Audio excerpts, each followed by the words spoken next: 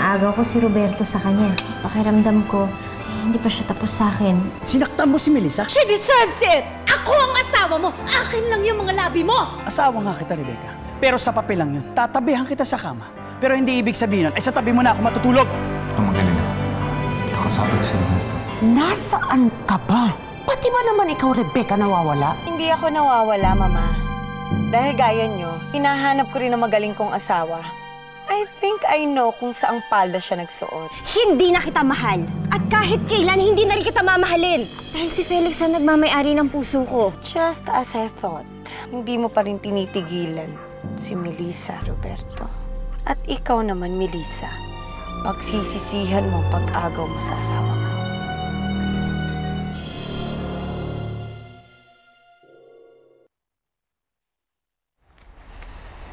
Sa tingin mo ba, titigilan na kaya ako ni Roberto at ng asawa niya? Kapag hindi ka pa nila tinigilan, tayo na mismo yung lumayo. May bahay naman kami sa Canada eh. Patingin muna tayo para makalimot ka sa nakaraan mo. Paano naman si Inay? At si Eva? Isama natin. Eh si Amorcita? Roberto! Daig mo pa ang sirena ng ambulansya kung makasigaw ka eh. Ano ba problema mo? Ikaw! Ikaw ang problema ko! Kayo ng babae mo! Anong babaeng sinasabi mo? Sino pa? Hindi si Melissa! Nakita ko siyang pinuntahan mo sila sa bahay nila. Oo! Pinuntahan ko siya para humingi ng dispensa doon sa ginawa mo sa kanya. Dapat nga magpasalamat ka pa sa akin eh! Ako pa? Ako pa magpapasalamat? Eh, confirm na nga na hanggang ngayon hindi mo siya makalimutan. Hanggang ngayon may gusto ka pa rin sa kanya! Mabuti naman ang alam mo. Sinamama lang naman na may gusto hindi mo malaman ng tungkol kay Melissa eh. Asawa mo ko! Hindi mo man lang ba ibibigay sa akin ng respetong hinihingi ng isang asawa? Hindi mo man lang sa akin na may ibang babae ka! Sa tingin mo, gugustuhin kong ilihim pa sa'yo yun? Mas mabuti nga alam mo hindi na kita mahal eh, para hindi ka na umaasa pa. Pinagbigyan na kita. Tama na. Alam mo, hindi natin kaya iwan yung tiyahin mo. Lalo na ngayon, nagpapagaling pa siya. At saka sa tingin mo ba, papayag yun na sumama sa atin? Basta ako umiling sa kanya, papayag yun. Basta ikaw pag-isipan mo na lang yung sinabi ko. Para pag gumaling si Amorcita, nakapag-desisyon na tayo.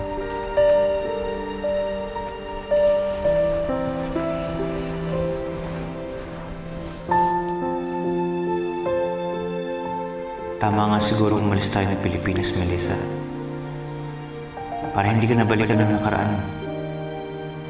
Para hindi na tayo multuhin ng nakaraan natin.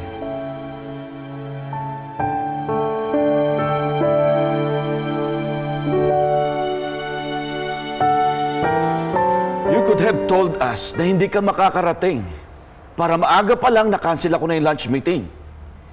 Pinahiya mo ko sa mga kapartido natin. Saan ka ba talaga nagpunta? Somewhere na hindi ako tanggap. I'm sorry pa. Hindi na po mauulit. Don't be sorry. Bumawi ka na lang. Ano to? Invitation. 75th anniversary ng Rastro Group of Companies. At imbitado tayong lahat.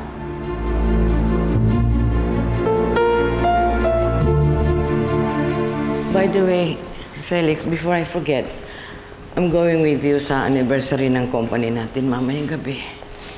Oh. Pupunta kayo? Of course. I still own the company. Diba? Yeah, I understand, but... Amorcita, kaya niyo ba? Kaya ko ng sarili ko. Besides, napadala ko na pala yung mga invitations and people expect to see me there. Sino mga inimbitan niyo? The usual clients and friends. Saka si Governor Sebastian darating yata sa his family. Kailangan natin magpabango sa pamilya nila. Lalo na't nalalapit na ang kampanya. And it would be nice kung darating ka doon na kasama mo si Rebecca.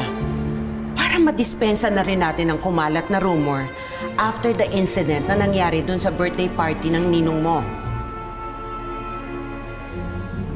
Tsak na pupunta doon si Melissa. Pati yung asawa niya.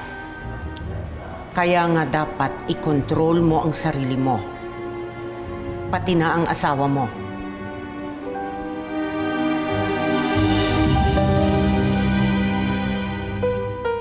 No one can control me. Lagot ka sa akin ngayon, Melissa.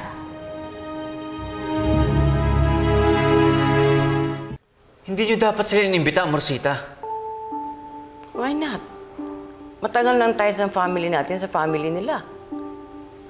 Ang anak ni Governor Sebastian ay ang ex ni Melissa. So what's the problem? I heard he's married now, right? Yes, he is married, pero ginugulo pa rin hanggang si Melissa. You know what? If they're coming, I'm not going. Felix, you have to be there. You're going to be the next head of the company. You have to be there, you and your wife. Understand?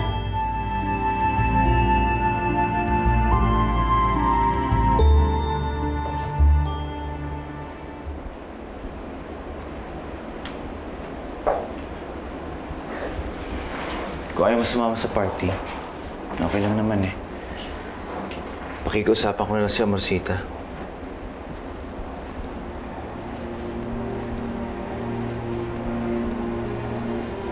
Marami namang tao doon, Felix. Hindi naman na ako siguro gugulihin ni Rebecca doon. Kasi kinausap na natin si Roberto na pagsabihan yung asawa niya.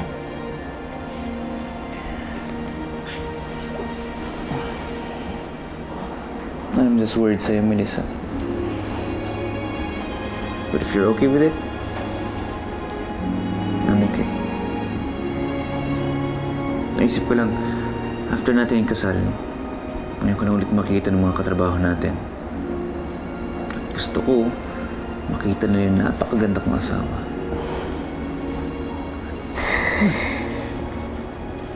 Hindi siguro ako mapapagod sa kakarinig niyan sa'yo. Don't be.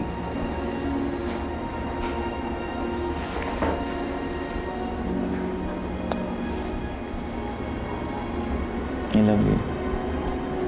I love you more. No more. Ladies and gentlemen, we would like to acknowledge the arrival of the CEO and President of Rastro Group of Companies, Doña Ofelia Rastro, together with the COO and Managing Director of Rastro Group of Mining Companies, Mr. Felix Rastro.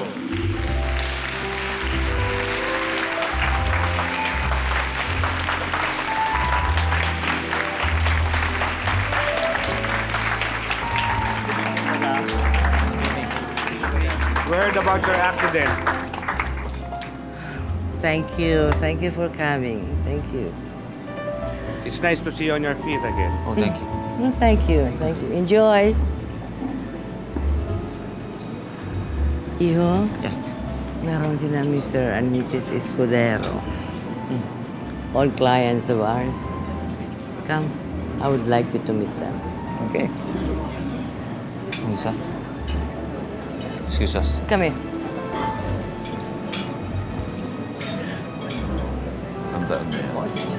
Hi. Hello. Ah, Mr. and Mrs. Escudero. You know the governor? Yes, we're fine.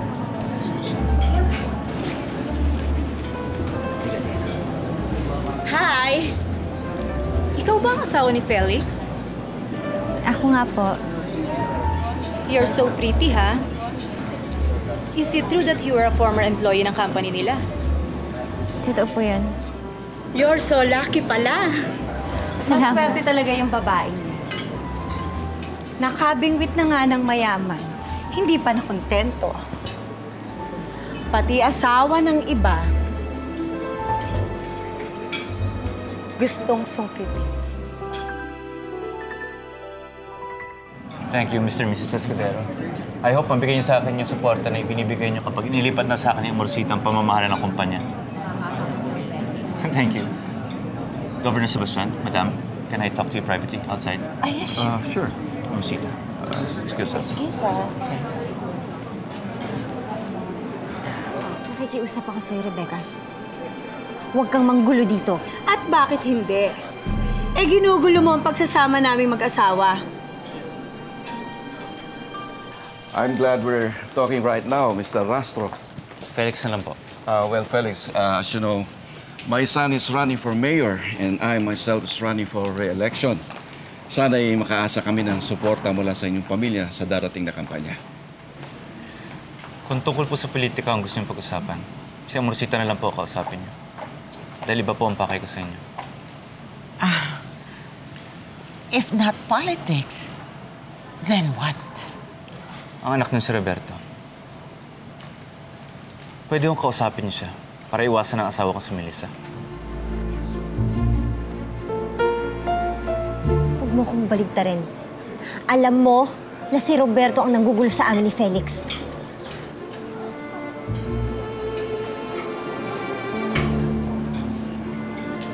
Rebecca,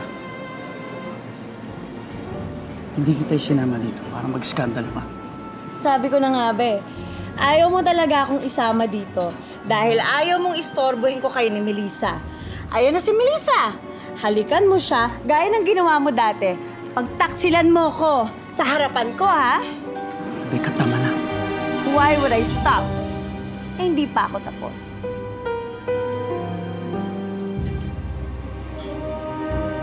Nahiya ka? Eh, ang kapal niyang pagmumukha mo. Siguro, hindi nila alam kung anong klaseng babae ka, no? Rebecca, tama na. Hindi niyo ba kilala tong babaeng to? Sa lugar namin, kalat na kalat ang kalandian niya. Ayan. Kaya siya na-rape. At hindi pa siya nakontento. Nagpabuntis pa siya sa rapist niya.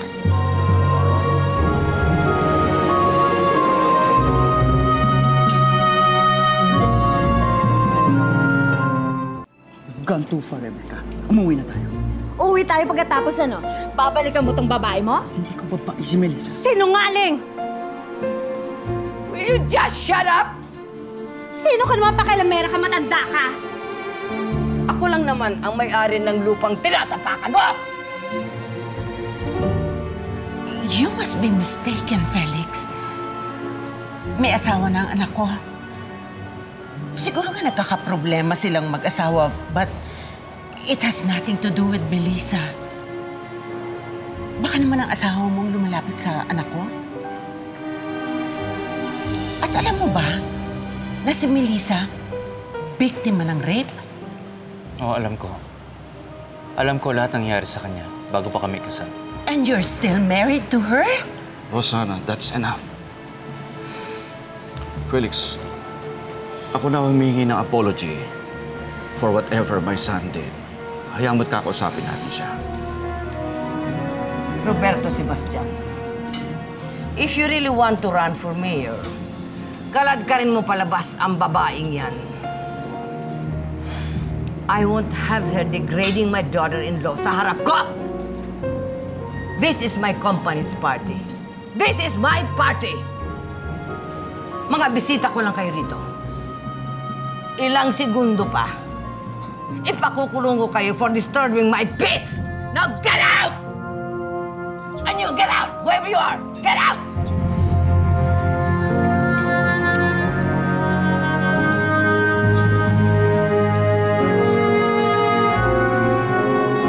Salamat po, Rosita. Excuse me. Felix, pare. Bakit, Lisa? Dumating ang asawa na. Ang asawa ni Roberto, pinahiya si Melissa sa harap ng mga guests. Pinagkakalat pa na. May victim siya. Huh?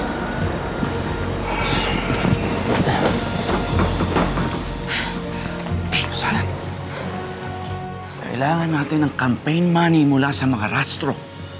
You're the one to blame kapag nabulilyaso ang kampanya. Ininsist mo pa kasi isama ni Roberto si Rebecca dito. Eh bakit? Kung pinagbawalan ko ba, sa tingin mo mapipigilan ko yung si Rebecca? It's not my fault. Huwag mo nga akong sisihin. Si Roberto ang may kasalanan ng lahat. Dahil siya ang nagsimula ng lahat ng ito. Hindi ako. Mabuti na lang po at dumating kayo. Maraming salamat po ulit. Lisa, don't mistake what I did as a kindness to you. Pinoprotektohan ko lang ang pamilya namin. Kaya pinalayas ko yung buong nangyari. Now you know kung bakit ayaw ko si Felix para sa'yo. You will only bring shame to him and my family. Is that clear? Sorry po. It's too late to be sorry now. The damage has been done.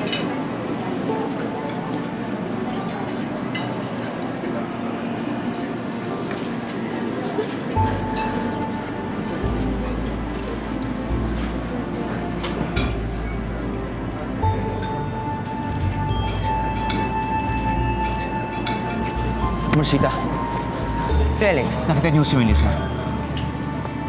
she must be somewhere. I don't know. Why didn't you call her?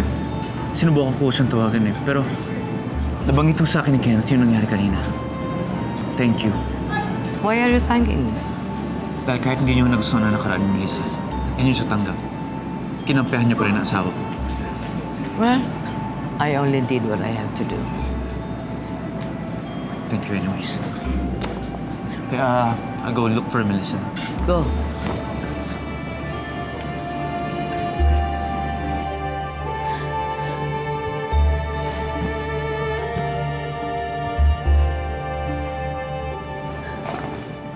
Grabe, nagkaanak sa rapist niya. Paano siya nagustuhan ni Sir Felix? Swerte na nga siya kay Sir Felix, lumandi pa.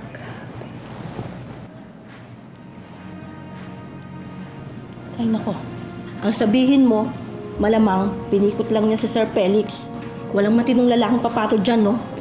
Sobra yung kakahiyang binigay niya sa mga rastro. Okay, grabe.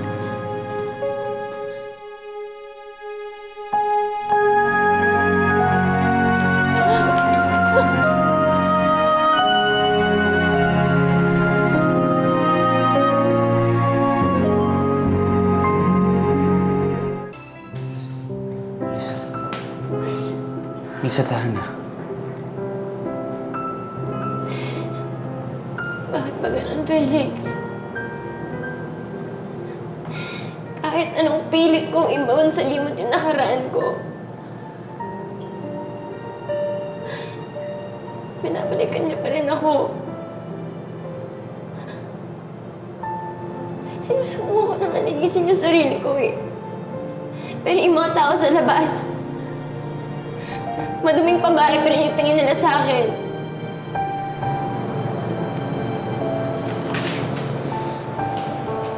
Melissa, makinig ka sa akin. Huwag mo silang intindihin.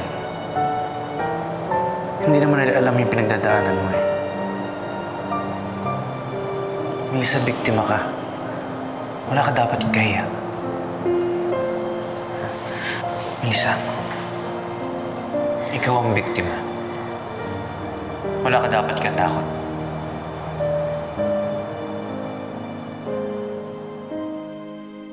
Bitawan mo ko! Hindi mo ko kailangang kaladkarin!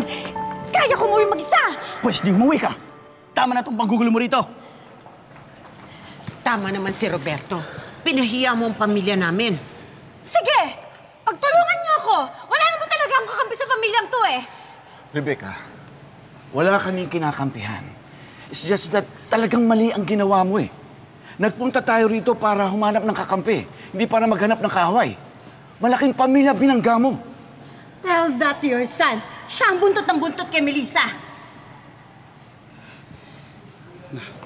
Sinubukan kong ayusin ang marriage namin. Nangako ako sa inyo. Pero hindi ko na kaya. Roberto. Maghiwalay na tayo. I think this is gonna be the best para sa atin dalawa. Huwag, Roberto. Anak, paano candidacy mo? Kailangan mo siya. Hindi ko kailangan ng babae na araw-araw pakakainin ako ng sigaw at galit. Roberto! Roberto!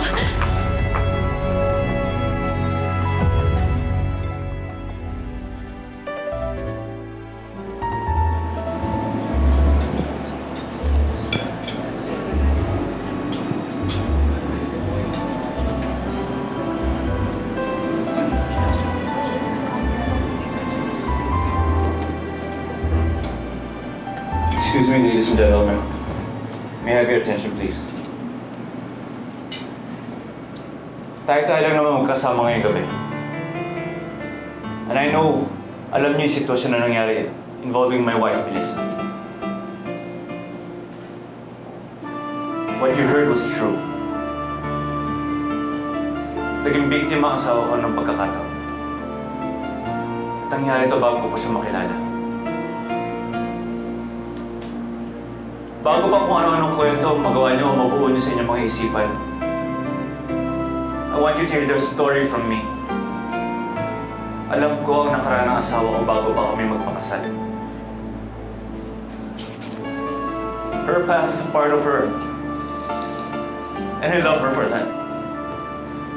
People have judged her in the past. At alam ko marami sa inyo ngayon, ganun ang ginawa niyo sa kanya. So I'm pleading from you. Huwag siya masgalan. Mas kailangan niya po unawa niyo.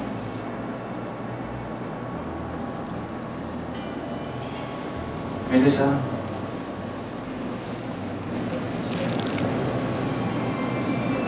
Means I love you very much. Ikaw at ang bubukat ako.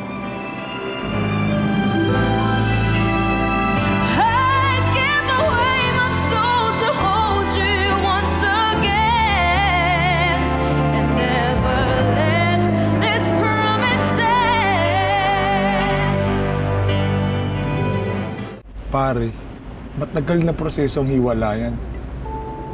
Ubus oras, ubus pera pa. Handa ako maglabas kahit magkano. Kailangan ko lang gawin to. Nasasakal na ako eh. Nasasakal ka? O gusto mo lang malibre para kay Melissa? Pare, alam mo naman, si Melissa ang dahilan kung bakit ako umuwi, di ba? Oo nga pare, pero may asawa na yun eh. Kung ayaw mo kay Rebecca, maghanap ka ng iba. Huwag na lang siya. Kung kaya ko lang ba hindi matagal ko nang ginawa yun. Sabi mo sa akin, tutulungan mo si Melissa na mahanap ang rapist niya para mapalapit sa kanya. Nagawa mo na yun, pare. Wala namang nangyari. Unang pa nga yung ginawa ko eh. Patay nga yung rapist niya. Pero laya naman yung mga iba pang dumukot sa kanya. Sila naman ang hahanapin ko. Patutunayan ko kay Melissa na lahat gagawin ko para sa kanya. Na ako ang karapat-dapat niyang kasama ngayon.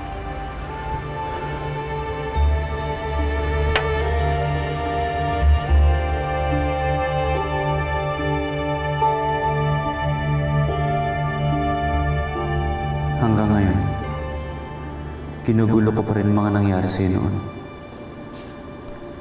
Hindi pa rin matahimik ang puso't isip mo.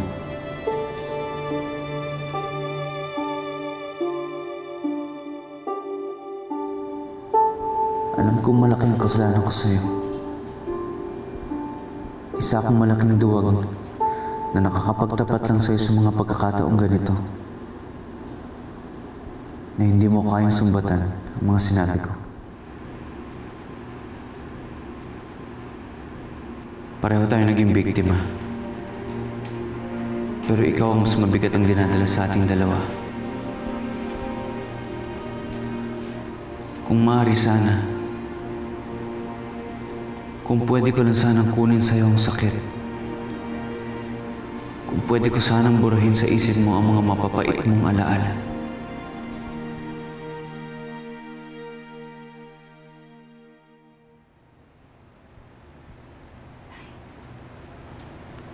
I'm sorry, Melissa. Hindi ako mapapagod na humingi ng tawad sa'yo.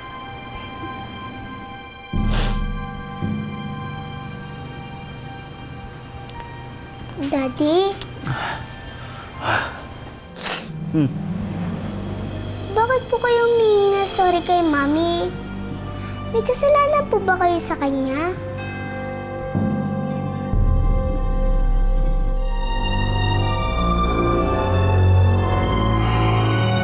Ngayong patay na yung nanamantala sa'yo, sigurado ka ba dito sa gagawin mo? Kailangan kong harapin ang nakaraan ko. Para hindi na ako matakot harapin ang bukas ko. Bakit parang masigasig pa rin kayo dito sa kaso ni Melissa? Ito dapat ang ginawa ko nun eh. Ako dapat ang magbibigay ng hustisya sa kanya. Mabibigay ko lang yun. Kapag nahuli niya yung mga dumukot sa kanya. Big time ka pa rin pala hanggang ngayon, pare. Nung regalo mo, handa na din sa kwarto. Long time no see, pare. Brian?